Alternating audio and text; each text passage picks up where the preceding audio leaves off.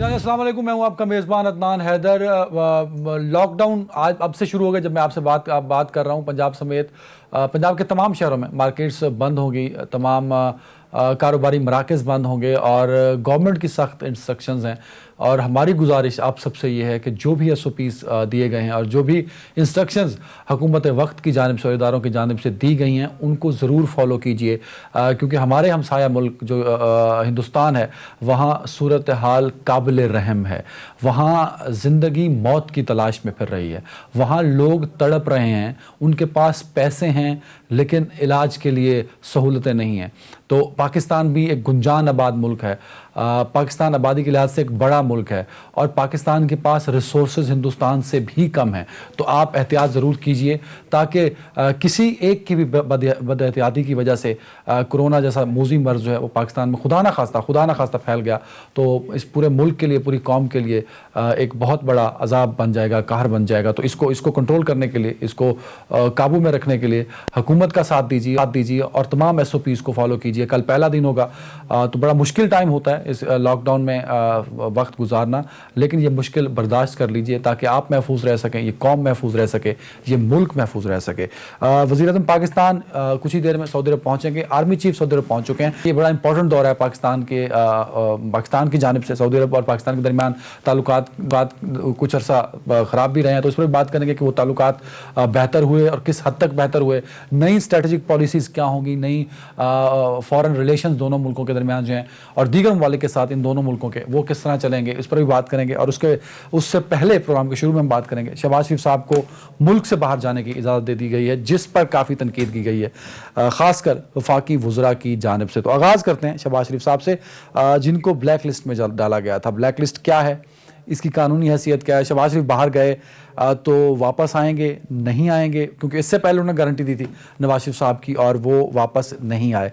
मुल्क में PDM की वजह से एक सियासी गर्मा गर्मी शुरू हुई थी, एक सियासी हलचल नज़र आई थी, वो पीपल्स पार्टी से इख्तलाफ की वजह से वो कम हुई थी। तो क्या शहबाज शरीफ साहब की वापसी से PDM में एक नया जज्बा, एक नया वलवला, एक नई एनर्जी पैदा होगी या नहीं होगी? पीपल्स पार्टी और नून लीग की जो दूरियां थी वो ख़त्म होगी, PDM का जो इत्तेहाद है जिसकी बातें बार बार की जा रही हैं, क्योंकि राजा परवेज़ अशरफ साहब की मुलाकात हुई मौलाना साहब से, बिलावल साहब ने शहबाज शरीफ को मुबारकबाद दी खुशाब के इलेक्शन पे, तो चीज़ें नई डेवलप हो रही हैं। तो इस पॉलिटिकल नई डेवलपमेंट में और शहबाज शरीफ साहब के बाहर आ जाने में मुल्क की सियासत किस तरफ जाएगी, इस पर भी बात करेंगे। और सब पर बात करने के लिए मैं ज्वाइन किया है सीनियर तर्जुमान जनाब major general retired Ijaz Awan साहब ने। जरा साहब बहुत शुक्रिया वक्त देने के लिए। नज़ीर लगारी साहब हैं सीनियर तर्जुमान, सीनियर सहाफ़ी कराची से। लगारी साहब बहुत शुक्रिया वक्त देने के लिए। इफ्तिखार अहमद साहब होंगे लाहौर से, कुछ ही देर में ज्वाइन करेंगे, उनका भी बहुत शुक्रिया। तो सबसे पहले मैं लगारी साहब आपकी जानिब ज्वाइन कर चुके हैं। इफ्तिखार साहब आवाज़ आ रही है आपको? सर जी आ रही है मुझे, बिल्कुल ठीक। मैं लगारी साहब की जानिब जा रहा था, लेकिन समंदर पर जाने से पहले मैं चाहता हूं जरा लाहौर रुकूं। खबर लाहौर की है सर। लाहौर हाई कोर्ट ने शहबाज शरीफ को बाहर जाने की इजाजत दे दी सर। वफाकी वज़रा इस पर तनकीद कर रहे हैं, बल्कि वो अगर मेरे पास पड़ा है फवाद चौधरी साहब का ट्वीट, एज इट इज़ पढ़ देता तो अच्छा था। वो कह रहे हैं कि अरबों रुपए की मनी लॉन्ड्रिंग में मुलव्वस शहबाज शरीफ को बाहर जाने की इजाजत देना कानून के साथ मजाक है। इतना जल्द फैसला तो पंचायत में नहीं होता जितना जल्दी लाहौर हाई कोर्ट ने कर दिया। ये फवाद चौधरी साहब कह रहे हैं। वो कह रहे हैं कि इससे पहले भी वो नवाज शरीफ की वापसी की गारंटी दे चुके हैं, सवाल यह कि उस गारंटी का क्या बना। तो ये एक मैंने रेफरेंस दे दिया आपको। कई वफाकी वज़रा और PTI के लोग जो हैं वो इस फैसले पर तनकीद कर रहे हैं। सर कमेंट कर दें।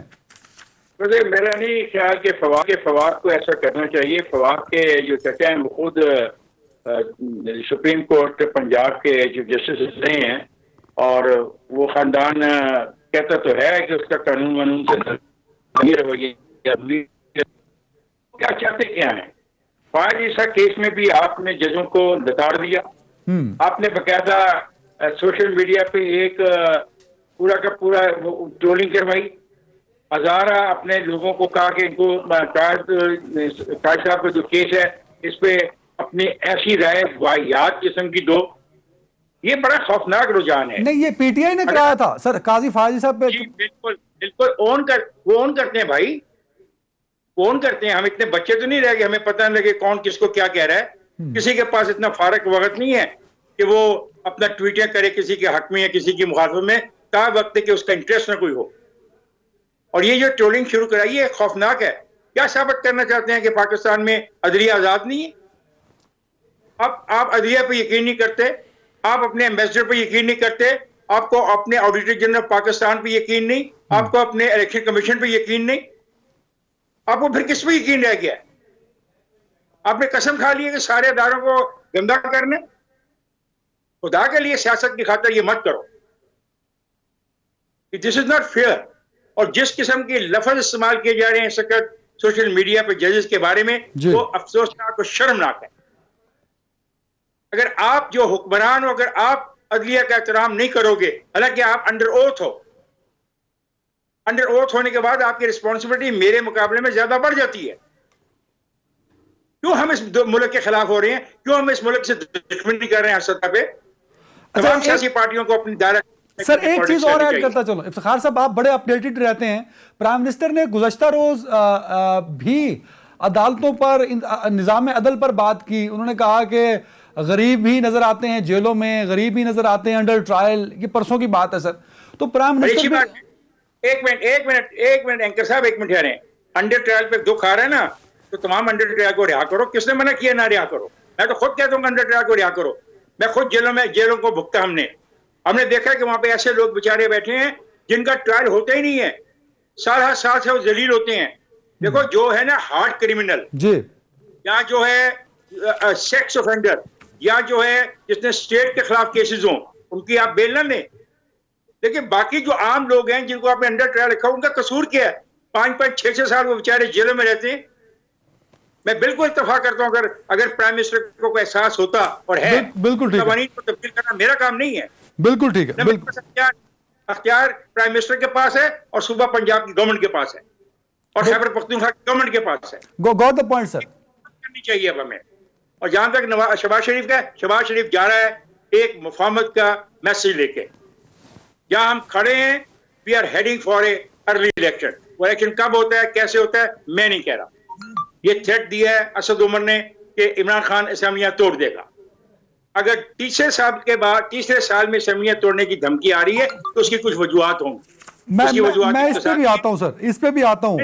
मुकम्मल कर लें यार। मैंने एक पॉइंट में मैं कह लूं, बाकी इतने दोस्त बैठे हुए उनको मैं वक्त नहीं ज़ाया करना चाहता उनका। नहीं सर, हम सारे राजी हैं, आप बोलते रहेंगे, हम पूरा शो भी आपको सुन सकते हैं। जनरल साहब, लगारी साहब, जनरल साहब के बाद अच्छा जनरल साहब ओवर टू यू सर।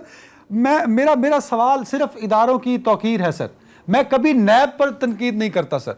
नैब के कंडक्ट पे बात करूंगा, नैब की प्रोसिक्यूशन पे बात करूंगा, इदारे पर बात नहीं करूंगा। और मैं चाहता यह हूं कि बतौर पाकिस्तानी, बतौर टीवी एंकर सर या सहाफी नहीं सर, बतौर पाकिस्तानी मेरे इस मुल्क के हर इदारे का एहतराम किया जाए। अगर ये अदालतें इमरान खान साहब का घर रेगुलराइज कर दें, इमरान साहब के केसेस पे इमरान साहब को बरी कर दें, तो ये अदालतें बहुत अच्छी हैं। अगर यही अदालतें उनके मुखालफीन को वही सहूलत दे दें जो इस पाकिस्तान के बहुत सारे लोग जमानतें लेते हैं सर, अकेले शहबाज शरीफ साहब ने नहीं ली, तो उस पर अदालतों को और जजेस को तनकीद का निशाना बनाया जाता है। क्या यह रविश दुरुस्त है sir? Thank you Adnan Haider. देखिए बात यह है कि अदारे अपना एहतराम अपने कंडक्ट की वजह से करवाते हैं। अदालतों का एहतराम उस वक्त होगा जब उनकी जजमेंट्स वो होंगी जिनका लोगों के दिलों में इज्जत हो, जहां कानून का पास हो, जहां एक मसावत नज़र आए, जहां छोटे और बड़े का बराबरी से अकाउंटेबिलिटी होती नज़र आए। अगर ऐसा होगा और ऐसी जजमेंट्स आएंगी तो अदालतों को इज़्ज़त की भीख नहीं मांगनी पड़ेगी, अदालतों की इज़्ज़त हर शख्स खुद करेगा।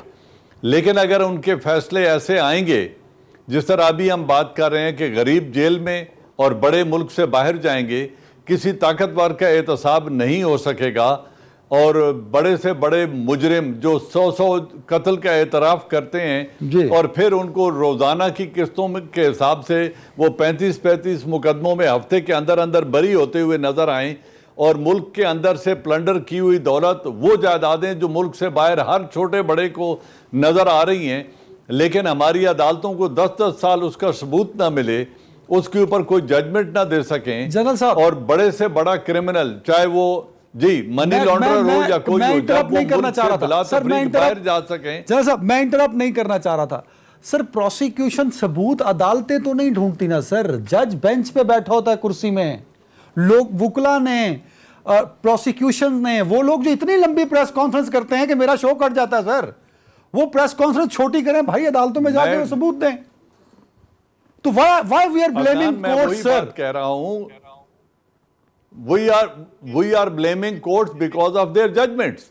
अभी जो फायज ईसा के केस में जजमेंट आई, क्या FIA को हुक्म सुप्रीम कोर्ट ऑफ पाकिस्तान ने नहीं दिया था कि आप तहकीकात करें?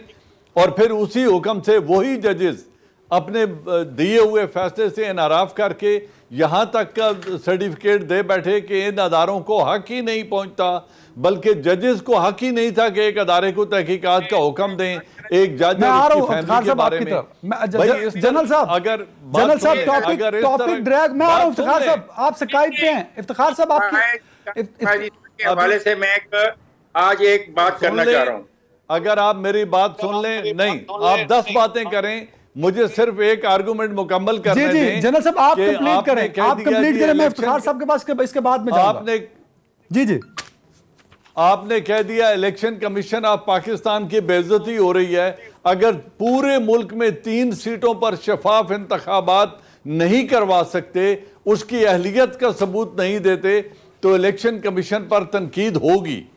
इसी तरह जो हमारे मुल्क के अदारे, जिस तरीके से नैब का आपने नाम ले लिया कि मैं नैब को नहीं करूंगा, नैब के कंडक्ट को करेंगे, मैं भी यही कहूंगा कि नैब अपना इज्जत और वकार बहाल करेगी अपनी बेहतर प्रोसिक्यूशन और जजमेंट से, तो तमाम के तमाम अदारे अपने कंडक्ट से एहतराम कराएंगे, किसी को डंडे से शहबाज शरीफ साहब को, जनरल साहब शहबाज शरीफ साहब को जमानत मिलना, इस पे अदालत का क्या कसूर है सर, ये समझा देना। मतलब मैं तो इससे पहले ये सवाल पूछूंगा कि ब्लैक लिस्ट में डाला क्यों? वो शहबाज शरीफ होते, वो लगारी साहब हो, वो इफ्तिखार साहब हो, वो अदनान हैदर हो, व्हाट इज ब्लैक लिस्ट? मुझे तो कानून में ब्लैक लिस्ट ही नहीं मिल रही सर, तो मुझे तो उससे पीछे जाना है। फिर बात ये है, देखिए बात ब्लैक लिस्ट की नहीं है, बात सिर्फ इतनी सी है कि जो भी एक क्रिमिनल है, मुल्जिम है, अंडर इन्वेस्टिगेशन है और उस पर अरबों रुपए की टीटीज के उनके खानदान के ऊपर इल्जामात हैं और आधा खानदान भाग के मुल्क से बाहर बैठा हुआ है, अगर ऐसे शख्स को आप जमानत दे के मुल्क से बाहर भेज दें, जिन्होंने पहले अपने भाई की जमानत दी, न वो वापस आए, अब ये भी वहां तशरीफ ले जा रहे हैं बकौल इफ्तिखार भाई के, अगर वो मफामत के लिए जा रहे हैं, मफामत के लिए 100 रास्ते हैं, बेशक जाएं, लेकिन ये मुकमका मुल्क में ख़त्म होना चाहिए, ये इंटरफेरेंसेस ख़त्म होनी चाहिए और अदालतें जब तक इंसाफ नहीं करेंगे, अल्लाह का डिवाइन निज़ाम भी एक अदालती डे ऑफ जजमेंट पर मुनहसर करता है। और अगर सबका एहतसाब वहां नहीं होगा तो फिर अल्लाह का निज़ाम भी बिल्कुल वैसा ही है। अल्लाह ने एक ही हुक्म दिया कि तुम जो दिल है करो, बट मैं आपको एक दिन अकाउंटेबल होल्ड करूंगा। बिल्कुल सही। इफ्तिखार साहब एक कमेंट कर दें, मैंने लगारी साहब का टर्न है सर, आप कुछ कहना चाह रहे थे? कमेंट नहीं करूंगा कि जनरल साहब, जाती तौर पे मैं जनरल साहब को कुछ इनके बारे में मैं जानता हूं, तो मैं नहीं करूंगा, लेकिन अगर अदारों की बात करेंगे तो फिर जनरल साहब जिस अदारे के हैं ना, तो वो अदारा भी कोई ऐसा नहीं है कि हम उस पर बात ना कर सकें, उस पर तनकीद ना कर सकें, उसके कंडक्ट को जेर बहस ना ला सकें, ये ठीक है ना? तो मैंने इसलिए इस पे बात नहीं करनी, बिकॉज मैं आपके साथ हूं। नहीं, आई रिस्पेक्ट यू जनरल साहब, अदरवाइज ऐसी कोई बात नहीं है। I respect you because your boldness, your braveness, the way you stood against those bastard in Swat. Thank you sir, thank you Iftikhar साहब। जनरल एजाज जवान इज रियल हीरो, मैं रियल हीरो कह रहा हूं कि कोई भी अदारा अबव लॉ नहीं है। I am admitting it publicly. I respect this man because of the fight we gave to those bastards जो इनके पैदा करदा थे, जिनको इन्होंने बनाया था। जब उन्होंने इनकी रियासत को चैलेंज किया तो he was one of the man, इसने कहा कि मैं अपने बंदों को छुड़ाऊंगा, मैं नहीं इनके साथ किसी भी वादे में जाने को तैयार और इनके साथ कोई आर्गुमेंट करने को तैयार। So that day I start respecting this man. Otherwise अगर अदारों की बात होगी तो बहुत दूर तक जाएगी, हम बात ना करें तो बेहतर है। अपने आप को शहबाज शरीफ की आज जमानत तक महदूद रखें। कायद साहब, ताजी फाइसा के बारे में मैं एक बात कह रहा हूँ, सुन लीजिए। जी जी जी सर। वजारत कानून पिछले 3 हफ्ते से मुसलसल इस मामले में मसरूफ है कि उनके खिलाफ, उनकी बीवी के खिलाफ 2 नाम इस्तेमाल करने का मुकदमा बनाया जाए। ये मैं आपसे शेयर कर रहा हूँ। अब बाकी आप बात किस तरह के 2 नाम सर, किस तरह के 2 नाम? ये आपको पता लग जाएगा, चलें जी। अच्छा, नहीं, काजी साहब और उनकी वाइफ के खिलाफ ये चीजें तैयार, वाइफ के खिलाफ कि वो खातून 2 नाम, कोई मिला होगा ना किसी जगह से अच्छा, कुछ चीज। मतलब आप ये कह रहे हैं कि काजी फायज ईसा दूसरे लफ्जों में। पिछले 2 हफ्तों से मुसलसल मीटिंग कर रही है। जी आगे चले। अच्छा, बिल्कुल ठीक है सर। मैं लगारी साहब, ओवर टू यू सर। और पहले ही सवाल पर हूँ, शहबाज शरीफ साहब की जमानत पे तनकीद है वफाकी वज़रा की जानिब से, एक तो ये कमेंट कर दें। दूसरा, शहबाज शरीफ साहब बाहर आए, बिलावल साहब ने मुबारकबाद दी। शहबाज शरीफ साहब के बाहर आने से पीडीएम की सियासत को और अपोजिशन की सियासत को किस रुख आप देख रहे हैं? इफ्तिखार साहब ने एक इशारा मुफाहमत का दे दिया। ये परसेप्शन चल रहा है कि पिछले कई दिनों से शहबाज शरीफ साहब को की रिहाई के बाद से। सर, इस पर भी कॉमेंट कर दें। अच्छा, मेरी बदकिस्मती और शिकायत जो है वो आपसे है और आपके इस सिस्टम के साथ है कि मैं इफ्तिखार साहब को नहीं सुन रहा हूँ। मैंने एक लफ्ज नहीं सुना है ऐसा जब मैंने अपने यार तरादार को सुना ही नहीं है यार, मैंने उसकी बातें नहीं सुनी है। नहीं सर, आपने गोहरे नायाब मिस कर दिया है। मैं एहसन साहब, वो गोहरे नायाब तो मेरे पास नहीं है। अब मैं बैठ कर क्या बात करूं? जनरल अवान साहब की बातें सुनते हो हमें जरूर ये जहन में रखना पड़ता है। और मैं चूंकि यहाँ बैठा हूँ सिंध के आखिरी कोने में, तो मैं सोचता हूँ कि जनाब वो तो जनरल साहब हैं। अब जनरल साहब की बात पर तो हम कोई और बात कैसे करें? इफ्तिखार साहब के साथ कोई बात होती तो हम तो दोनों बैठकर एक दूसरे को कोई सुना भी सकते थे, बात भी कर सकते थे। तो उनकी बात मुझे नहीं सुनाई दे रही है। एहसन साहब, आवाज ठीक करें भाई और चीजें टेक्निकली करेक्ट कर लिया करें। सर कंटिन्यू, लगारी साहब कंटिन्यू सर। मैं अर्ज करता हूं, पहली बात यह है कि कत्ल के सबसे ज्यादा संगीन जुर्म तो कत्ल का होता है। कत्ल के मुकदमे में भी बेल हो जाती है और बेल हो चुकी थी वो वैसे ही बाहर से। अब उनके बाहर जाने या ना जाने का इशू है। तो कोर्ट ने एक फैसला किया है और मैं ये समझता हूं फैसलों पर हम कमेंट कर सकते हैं, हम कंडक्ट पर नहीं करते हैं कमेंट। जनरल साहब कहते हैं कि कंडक्ट के बारे में बात होगी। मेरी ये मजाल नहीं है कि मैं अदालतों के कंडक्ट के बारे में बात करूं। अदालतों के जजमेंट के बारे में बात कर सकता हूं, ये मेरा आईनी हक है। और वो ये है कि जनाब अदालतें अगर इस फैसले के बारे में अदालत ने ये पहले तय किया कि उनको जाने देना है, लेकिन उससे पहले उन्होंने कहा कि जी मेरा टिकट तैयार है और मैंने जाना है, तो बस आप इजाज़त दे दें और फिर मैं चला जाऊं। इतनी सी बात होती है और चले जाते हैं। इस तरह से बहुत से लोग ऐसे होते हैं कि जो अगर उनके पास टिकट क्या हो, कुछ भी हो, वो मर भी रहे हों तो उनको नहीं मिलती है इजाज़त। मैं बेशुमार आपको लोग बता सकता हूं कि जिन्होंने सिर्फ एक भूल चूक पर, सिर्फ एक किसी इन्वेस्टिगेशन की, बेचारा वो 5,000 नहीं दे सकता था थानेदार को, तो उसका नाम जो है वो उसमें डाला गया कि जनाब ये इंसदाद दहशतगर्दी का एक्ट लगाया गया है। उसकी जिंदगी भर वो जमानत नहीं हुई और उसको लगा कि 12-15 साल लगे, उनकी जमानत नहीं हो सकी। लेकिन हमारा ये भी एक वो और तरीकाकार है कि हम supreme law of the land को एब्रोगेट करने वालों के साथ बात भी नहीं कर सकते, उनकी तरफ देख भी नहीं सकते, उनकी तरफ इशारा भी नहीं कर सकते। जब आइन एब्रोगेट होता है, जब आइन को अबाइंस में रखा जाता है, जब आइन को हम रद्दी का वो नहीं सर, आर्टिकल 6 एग्जिस्ट करता है लगारी साहब, आर्टिकल 6 एग्जिस्ट करता है सर। वो आर्टिकल 6 के तहत कार्रवाई होती है, मगर वो एक दिन भी पेश नहीं होते हैं। नहीं तो वो एक डिफरेंट स्टोरी है। लेकिन आपने तो सर अपने तज्जिये में ऐसे शो कराया जैसे आर्टिकल 6 एग्जिस्ट ही नहीं करता इस मुल्क में।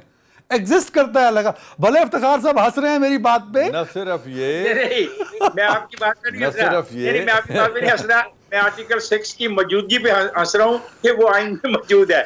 मैं इस पे हंस रहा हूं, मैं आपकी बात पे नहीं हंस रहा। एक सेकंड जरा मुझे इजाजत दीजिए, मैं एक बात और कहना चाहता हूँ। जी सर। और हम असल में पहले जो सेगमेंट में हम बहुत ही जज्बाती लेवल में चले गए, और ठीक है। बात यह है कि शहबाज शरीफ जो जिस मकसद के लिए जा रहे हैं, देखें पाकिस्तान के अंदर ये बात मैंने सुनी कि प्राइम मिनिस्टर असेंबलियां तोड़ देगा।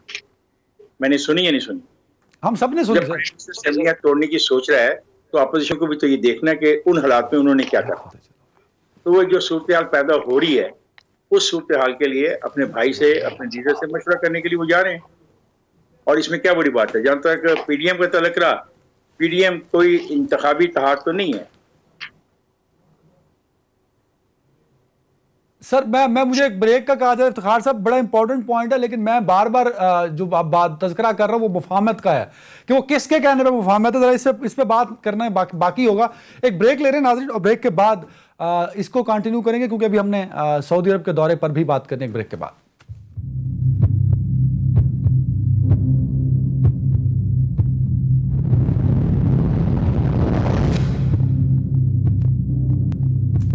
Welcome back. लगारी साहब, आपको कम टाइम मिला पहले हाफ में, तो उसके लिए माजरत चाहूंगा, आप ही कमेंट कर दीजिए। आपके जराए क्या शहबाज शरीफ साहब वाकई बैरून मुल्क इलाज के लिए जा रहे हैं, या जो मुफाहमत की बात चली है किस तरह की मुफाहमत है, और उनके बाहर जाने का मकसद क्या है? सर लगारी साहब की आवाज दो। मेरी मौजूदा हुकूमत बहुत सी मुश्किलात का शिकार हुई है और ना तजर्बाकारी का शिकार हुई है, जज्बा इंतकाम का शिकार हुई है। मौजूदा हुकूमत ने बहुत से मसाइल पाल लिए थे जो उसके हल करने के नहीं थे। वो एक ऐसी तरफ चली गई जहां डिलीवरी ज़ीरो थी, वो एक ऐसी तरफ चली गई जहां से खून की बू आ रही थी। वो कब तक ऐसा चलती, वो नहीं चल पाती थी, बहुत ज़्यादा अरसा नहीं चल सकती थी। नंबर 1 तो ये बात है। दूसरी बात यह है कि ये तस्वुर किया गया था कि ये आएगा तो दूध और शहद की नहरें बहेंगी, वो भी नहीं बही हैं। वह फिर आ गया जनाब के एक ये फलां बार में जो है हमें बहुत ज़्यादा कमाल का ये इनपुट देगा, इतना ज़बरदस्त देगा कि इससे कुछ हमें लगेगा कि जनाब अब चांद और तारे जो हैं वो टूट कर यहाँ गिर रहे हैं, वो भी नहीं गिरे। अच्छा, नतीजा ये हुआ है कि जाहिर है पाकिस्तान को मुख्तलिफ इदारे मिलकर चला रहे होते हैं। जब उनने सूरत हाल को देखा है तो वह जाहिर है कोई रास्ता भी निकालना है ना। अच्छा, रास्ता निकालने के लिए ये तरीका ठीक मेरा ख्याल है कि नहीं होता है कि आप मुख्तलिफ किस्म के फैसलों के ज़रिए जो है वो शॉर्ट कट्स लेते जाएं। आप पूरे तौर पर लोगों के सामने बात आनी चाहिए इस हुकूमत की कारकर्दगी के बारे में भी, और जो एहतसाब हो रहा है उसके बारे में भी, और एहतसाब कितना सेलेक्टिव हो रहा है इसके बारे में भी। अच्छा, शहबाज शरीफ पर आप बहुत ज़्यादा लूट मार का इल्ज़ाम लगाएं, जब तक कि आपके पास एक वैलिड एविडेंस नहीं होगा और एक विटनेस नहीं होगा कोई वैलिड। पूरे के पूरा जब उनकी प्रोसीडिंग्स हो रही थी, जो अब सवाल जवाब हो रहे थे, हम सुन रहे थे कि जनाब ये सारी चीज़ें जो हैं वो आई कहाँ से हैं, और आप इनके ऊपर वो ट्रेल साबित करें तो ट्रेल तो वो भी साबित नहीं कर पा रहे हैं। अब ऐसी सूरत के अंदर जब केसेस यूं बने हुए हैं और वो खुद जाकर, आप सुप्रीम, ये तो इस कोर्ट का फैसला है, अब सुप्रीम कोर्ट की ऑब्जर्वेशन सुने जो जस्टिस मकबूल बाकर ने दी थी, जो खुद ये चीफ जस्टिस दे चुके हैं और बहुत से जज साहिबान दे चुके हैं, नैब के बारे में, FIA के बारे में, इनकी कारकर्दगी के बारे में, हमें तो उनका वो है। मैं कहता हूं कि तमाम इदारों को सबसे पहले अपना एहतराम खुद करना चाहिए, अपने मनसब का भी एहतराम करना चाहिए। ये अब मैं कंडक्ट की बात कर रहा हूं, और मैं इंतहाई माजरत के साथ, इंतहाई दुख के साथ, इंतहाई तकलीफ के साथ ये कहता हूं कि हर आदमी को, मैं एक छोटा सा आदमी हूं, मैं बहुत ही छोटा आदमी हूं, मुझे फिर भी ये ख्याल रहता है कि यार मैं कोई ऐसी बात तो ना कह दूं ना कि जो आकर मेरी गरेबान पकड़ लिया जाए और कहे कि तुम क्या बकवास कर रहे हो। तो मैं अपने बारे में सोच सकता हूं, लेकिन जिनके पास तकदीर के फैसले हैं, जिन्होंने इस मुल्क को साथ लेकर चलना है, जिनके हाथ में बागडोर है, वो तो कम से कम चीजों को ठीक करके चले ना। आप अदालत तो आप सर ये कह रहे हैं कि शहबाज शरीफ साहब का बाहर आना और असेंबलियों की धमकी दिए जाने का जो टाइमिंग है, ये बता रही है कि कुछ तब्दीलियां आने वाली हैं और उस तब्दीलियों के लिए इमरान खान साहब को रिप्लेस करने की बात हो रही है? नहीं, मेरा ख्याल ये है कि इमरान खान की नाकामी जो है वो नविश्ता दीवार है। इसको सिर्फ हम कहें ना कहें, कोई कहे ना कहे, जो इस मुल्क का हाल हो गया है। जनरल साहब, इमरान खान साहब की नाकामी, कुछ चीजें लगारी साहब ने गिन के बता दी और उस पर हम भी इंडोर्स करने को तैयार हैं कि कहीं परफॉर्मेंस नज़र नहीं आती इस गवर्नमेंट की, फिर असेंबलियां तहलील करने की धमकी दे देना भी। क्या आपको लगता है कि वाकई कुछ सियासी तब्दीली इस मुल्क में आ सकती है अगले कुछ महीनों में, चंद हफ्तों में? सर मेरी नाक़िस राय में न कोई तब्दीली आने जा रही है, न असेंबलियां तहलील होने जा रही हैं। वो एक स्टेटमेंट थी जो किसी ख़ास कॉन्टेक्स्ट में दी गई थी। इमरान खान को न कोई घर भेज सकता है, चाहे वो कोई भी हो, और न असेंबलियों में अदम एतमाद उसके खिलाफ आया है। अभी तक तो 3 साल में नहीं आ सका, एक वाहिद रास्ता है, अगर यह अपोजिशन मिलकर अदम एतमाद ला सकती है और उनकी जमात में रखना डाल के उनके खिलाफ या कोalition में कर सकती है, तो फिर तो इमरान जाएगा। न इमरान असम्बलियाँ तोड़ेगा, न इमरान खान को भेजने वाली कोई और अल्लाह के अलावा कोई और ऐसी कुव्वत है। नहीं सर, एक कुव्वत थी सर, अल्लाह की कुव्वत तो सर बरहक है ना। एक कुव्वत थी जो सादिक संजरानी के वक्त में एक अंदर में एतमाद आया था ना सर। मैं कैलकुलेटर मोबाइल का खोल के बैठा था सर। अच्छा, मेरा कैलकुलेटर कुछ और कह रहा है, आप बेशक बैठे रहें। नहीं मैं सवाल ले लें सर। एक कुव्वत ने मेरे कैलकुलेटर को गलत कर दिया, क्या वो कुव्वत इमरान खान साहब को चाहे तो हटा सकती है सर? मैंने कहा कोई भी नहीं भेज सकता इमरान खान को घर, कोई भी नहीं भेज सकता। जिस कुव्वत ने सादिक की तरफ आपका इशारा है वो भी नहीं भेज सकते। अच्छा, तो इसकी ये बात बड़ी इंपॉर्टेंट है। बहुत सी बातें ऐसी हो रही हैं जज साहब, बहुत सी बातें ऐसी हो रही हैं। अब दूसरी बात, लगारी साहब एक सेकंड में दीजिएगा। इफ्तिखार साहब, नहीं जनरल साहब, इफ्तिखार साहब का एक कमेंट ले लें इस पे। मैं तरतीब से चलते हैं सर। इफ्तिखार साहब कुछ कह रहे थे आप यहाँ पे। मैं अदनान हैदर कह रहा हूं कि जनरल साहब के इस पॉइंट को नोट किया जाए, और ये वो पॉइंट वजह बनेगी जब वो इनको भी आंखें दिखा देगा, लाने वालों को भी, और दिखा रहा है, तो फिर समझ आएगी कि अब इस निज़ाम ममलकत को चलाना कैसे है। क्या तो क्रिएट नहीं करना, कंफ्यूजन को बढ़ाना तो नहीं है। ये रियासत है, ये फेडरेशन 4 सूबों की है, बिल्कुल ठीक, किसी फर्द की नहीं है, किसी अदारे की मलकियत नहीं है। इसको चलना तो है सर। मैं हम तीन आदमियों की राय कुछ भी हो सकती है, हम तीन आदमियों की राय कुछ भी हो सकती है, लेकिन हकीकत ये है कि मुल्क में हालात उस तरह की भी नहीं है जो हम पोर्ट्रे करने की कोशिश कर रहे हैं। इस वक्त मुल्क में आप रियलिस्टिकली स्पीकिंग बहुत सारे काम बहुत अच्छे भी हो रहे हैं। यकीनन एक्सपेक्टेशंस का बार बहुत हाई था, और उस लेवल पे या उस मेयार पे जिस तरह लोग तवक्को कर रहे थे, वहां पर इमरान खान वो डिलीवर नहीं कर सके, इसमें भी कोई दो राय नहीं है। अच्छा, लेकिन इस वक्त अगर कैसे करेंगे सर? तीन बड़े जनरल साहब इसको जस्टिफाई कैसे करेंगे? एक आपने कहा कि सिवाय अल्लाह के इमरान खान को कोई नहीं हटा सकता 23 तक, फिर आप ये भी कह रहे हैं कि एक्सपेक्टेशन पूरी नहीं की, गवर्नेंस नहीं है, डिलीवरेंस नहीं है, तो ये दो डिफरेंट बयान दे रहे हैं सर। आप मुझे बताएं, ये जो भाई साहब इलाज के लिए बाहर जा रहे हैं, 35 साल हुकूमत करके मुल्क में कोई ऐसा हॉस्पिटल बनाया है जहां इनके खानदान का इलाज हो सके? आज वो जाते हुए एक स्टेटमेंट दे रहे हैं कि जी डेंगू में तो 250 आदमी फौत हुए थे और हमने डेंगू कंट्रोल कर लिया था। क्या अमेरिका में जो 6.25 लाख डेथ हो चुकी है उससे हमारे वसाइल ज़्यादा हैं? बरतानिया, स्पेन और हॉलैंड से पाकिस्तान के वसाइल ज़्यादा हैं, इंग्लैंड और ब्राज़ील से पाकिस्तान के वसाइल या इंडिया से ज़्यादा हैं, और हमने उनसे ज़्यादा कैजुअल्टीज़ उठाई हैं। अल्लाह का करम है कि अल्लाह ने पाकिस्तान को उस मुश्किल और इम्तिहान में कोविड में नहीं डाला जो हम लापरवाही कर रहे हैं। मेरे पास टाइम कम है जनरल साहब, टाइम कम है। इमरान खान परफॉर्म नहीं कर रहे, डिलीवर नहीं कर रहे, गवर्नेंस नहीं है आप कह रहे हैं, फिर आप ये भी कह रहे हैं कि इमरान खान को ही इज परफॉर्मिंग। नहीं, देखिए मेरी बात सुने, इस वक्त पाकिस्तान में जो काम बेहतर हो रहा है, लेट्स एक्नॉलेज इट कि वो बेहतर हो रहा है। फॉरेन पॉलिसी हमारी इस वक्त बहुत अच्छी है, एंड आई एम श्योर कि it will remain on the same track जिस पे चल रही है, and he is the one जो कंप्रोमाइज नहीं करेगा। एक फॉरेन पॉलिसी पाकिस्तान में 4 बड़े हाइडल प्रोजेक्ट्स पे काम हो रहा है अयूब खान के बाद पहली दफा, और उन पे काम हो रहा है, और वो प्रोजेक्ट अपनी तकमील की तरफ जा रहे हैं, जो बहुत बड़ी लैंडमार्क अचीवमेंट है।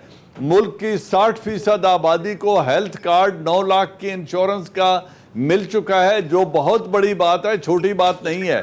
सस्ते घरों का जो 14 लाख में एक घर बन रहा है, इसमें 1.5 लाख से ज्यादा घर बन चुके हैं और लोगों को मिल चुके हैं। देखें, लेट्स एक्नॉलेज इट। नहीं कर रहा हूं सर, आइडियली हालात आइडियल नहीं है। साहब मुझे इजाजत चाहिए सर, मैं आपकी टर्न लगारी साहब को देना चाहता हूं, क्योंकि लगारी साहब ने गवर्नेंस पे बात की थी और कुछ चीजें गिन के बताई थी। अगर आप मुझे इजाजत दे दें तो मैं बिल्कुल मैं तो आज तो मैं ईवान साहब का और बड़ा मोतरफ हो गया हूं।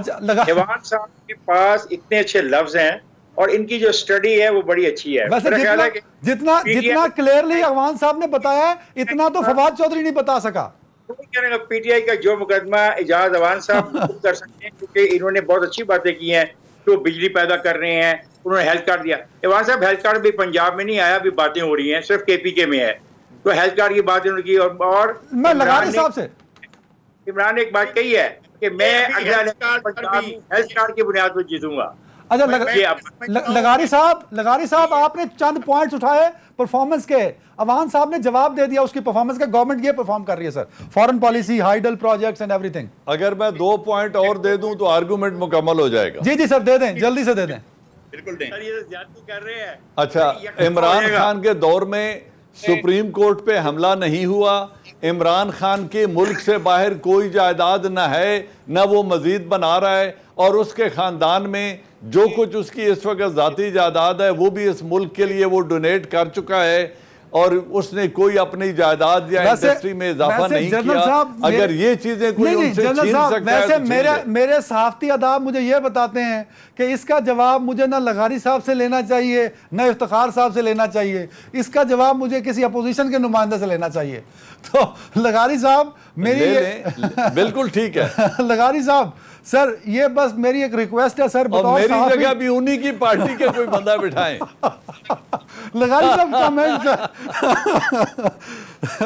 लगारी साहब मुश्किल काम आ पड़ा है। मैं ये कहता हूँ कि पहले हम जाते हैं हेल्थ कार्ड की तरफ।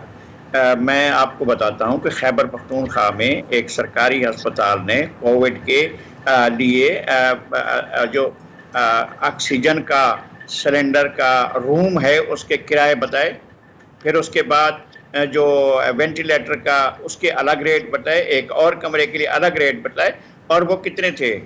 25,000, 30,000, 40, 50,000, 25,000, 35,000, 50,000। ये अगर कोई 50,000 सरकारी अस्पताल में जाकर देता है तो अगर उसके पास 9 लाख भी हैं, ठीक है, आपने बड़ी मेहरबानी की, उसको 9 लाख 4.5 आते हैं तो वो रह लेगा। उसके बाद जब उसके वो तो कोरोना 4.5 में नहीं जा रहा है, तो फिर उसको आप उठाकर बाहर निकाल कर फेंक देंगे कि तेरे कार्ड की मुद्दत खत्म हो गई है, भाग यहाँ से, मरता है तो मर, जीता है तो जी। पहली बात यह है, अब सरकारी अस्पतालों में कीमत राइज करने के लिए और लोगों से पैसे लेने के लिए और उनकी जो जो जो जो हेल्थ कवर है लोगों का। सर लगारी साहब टाइम कम है, हाइडल भी है, फॉरेन पॉलिसी भी है।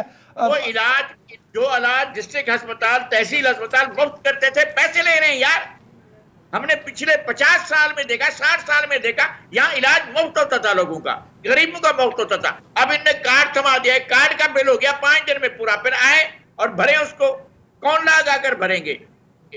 इनके रेट्स तो आगा खान के रेट के बराबर होंगे, उन अस्पतालों के रेट के बराबर होंगे जिन अस्पताल में लोग अफोर्ड नहीं करते। अब डिस्ट्रिक्ट अस्पताल में जाकर अब तो इफ्तिखार साहब भी अपना इलाज नहीं करा सकेंगे, मैं भी नहीं करा सकूंगा। ये हो रहा है और ये जाएंगे इस तरफ को कि हेल्थ केयर को एबॉलिश करें। हेल्थ केयर की फैसिलिटी नहीं मिलेगी पाकिस्तान के लोगों को, कार्ड 2-3 साल के बाद चला जाएगा। लगारी साहब हेल्थ पर पॉइंट आ गया सर। जनरल साहब ने हाइडल प्रोजेक्ट की बात की है सर, और फॉरेन पॉलिसी की भी बात की है। हाइडल प्रोजेक्ट जो है, इफ्तिखार साहब कमेंट करना चाहते हैं। जी इफ्तिखार साहब। हाइडल प्रोजेक्ट जनरल साहब से पूछे किस हाइडल प्रोजेक्ट की बात कर रहे हैं, नाम बता दें जरा। दासू, ओके, दासू का रिश्ता जनरल साहब को बोल रहे हैं सर। मैं दयामिर भाषा, दयामिर भाषा देखें, दयामिर भाषा नवाज शरीफ के दौर में पेमेंट हुई। ओके, अगर ये बात है कि मुंडा डैम और दयामिर भाषा और दासू और ये सारे उनके वक्त के शुरू किए हुए हैं, तो फिर तो इस मुल्क को कुछ करने की जरूरत ही नहीं है। मुल्क 1947 में बना है और प्रोग्रेसिवली आगे जाएगा ना। ये तो नहीं होगा कि जी आज जनरल साहब कुछ हकीकतें जो है ना, ग्राउंड रियलिटीज है ना, हम उनको तो नहीं तब्दील कर सकते। जिस जगह चलास के लोगों को मुआवजा दिया गया वो सन कौन सा था, वो पैसे कौन से थे? देखिए ना, हम ऐसे ना करें। ये आप पाकिस्तान के, मैं भी इस पाकिस्तान का हूँ, आप इसको चेक कर लें। हम बात पब्लिकली मैं कर रहा हूँ, मैं पब्लिकली बात कर रहा हूँ कि जो मुआवजा दिया गया जमीन का वो किसके दौर में दिया गया, किसने इनिशिएट किया, किसने पेमेंट की? इफ्तिखार भाई बात यह है, देखें, अगर हम इस तरह हिस्ट्री ट्रेस करें तो फिर पाकिस्तान न्यूक्लियर कमीशन की बुनियाद अयूब खान ने रखी थी, और हम तमाम तर क्रेडिट जुल्फकार अली भुट्टो और उनके बाद वाले आने वालों को देते हैं, क्योंकि मुल्क, मेरी बात सुन लेना, बात सुन लें। जो लोग भी इक़्तिदार में आए उन्होंने उसको कंटिन्यू रखा, खा वो गुलाम इसाक खान था, खा वो कोई भी था। एग्जैक्टली ये बात है, credit goes to all of them. मैं इसलिए, और इसी तरह ये जितने हाइडल पावर प्रोजेक्ट्स हैं, 105 प्रोजेक्ट्स का सर्वे अयूब खान के टाइम में हुआ था, जिनमें से 4 पाए तकमील को पहुंचे और बाकी तमाम की साइट्स बन चुकी थी, उनकी साइट्स के सर्वे और जो टेक्निकल स्टडीज थी वो कंप्लीट हो चुकी थी, क्योंकि कौमें इसी तरीके से आगे बढ़ती हैं। हर आने वाला जो है वो नए काम की इब्तदा नहीं करता, अगर वो पिछली पॉलिसीज को लेके चल रहा है तो यही उसका क्रेडिट है और यही होना चाहिए। आखिरी कमेंट है सर, 1 मिनट लगारी साहब, खारजा पॉलिसी में भी कर दीजिएगा। कोई ऐसी कौम नहीं है जो बिल्कुल किसी जबर के बगैर, किसी वजह के बगैर जो है अपने ही दरियाओं को बेच डाले। दुनिया में कोई ऐसी, हम अगर उस फील्ड मार्शल का बात करेंगे तो उसने पाकिस्तान के 3 दरिया बेच दिए थे और किस भाव बीजे थे डिफेंस में। आज तो उस टाइम का बंगला भी नहीं मिलेगा उस कीमत का। तो ये सारी चीजें छोड़े, तारीख में बहुत बेरहमी से पाकिस्तान में यूजीन 13 साल तक वर्ल्ड बैंक का प्रेसिडेंट रहा है, एक प्रोजेक्ट पर के उसने ये दरिया बिकवाने हैं और उस दरिया बिकवाने के लिए ही वो चलता रहा। किसी सिविलियन ने नहीं मारा। ये हमारे 6 फुट 2 इंच के फील्ड मार्शल ने कहा जी मैं बनाऊंगा, मैं बेचूंगा दरिया, और मेरे साथ बात नहीं करें इन बातों को जो बहुत तकलीफ दे, बहुत देने वाली बात। 30 सेकंड दे रहा हूं अक्सर, रोक दो यार, 30 सेकंड दे दो जल्दी से। जनरल साहब 30 सेकंड जल्दी। लगारी साहब, दुनिया में एक तारीख है और एक निज़ाम है। बात ये होती है कि जो अपर रिपेरियन स्टेट्स हैं और जो लोअर रिपेरियन स्टेट्स हैं, दरियाओं के पानी के ऊपर किसी एक रियासत की इजारादारी नहीं होती और दुनिया में ये कानून वज़े हो चुका है कि उन दरियाओं का पानी कैसे तकसीम होगा, ये किसी की न खरीद की बात है न फरोख्त की बात है। बहुत शुक्रिया, टाइम खत्म हो गया सर, टाइम दुनिया खत्म हो को गया, आगे बहुत लेके। शुक्रिया। मोअज़्ज़िज़ मेहमानों का नाज़रीन, अपना ख्याल रखिएगा, कोरोना में अपने आप को महफूज रखिएगा ताकि ये कौम महफूज रह सके। अपना ख्याल रखिएगा, अल्लाह हाफ़िज़।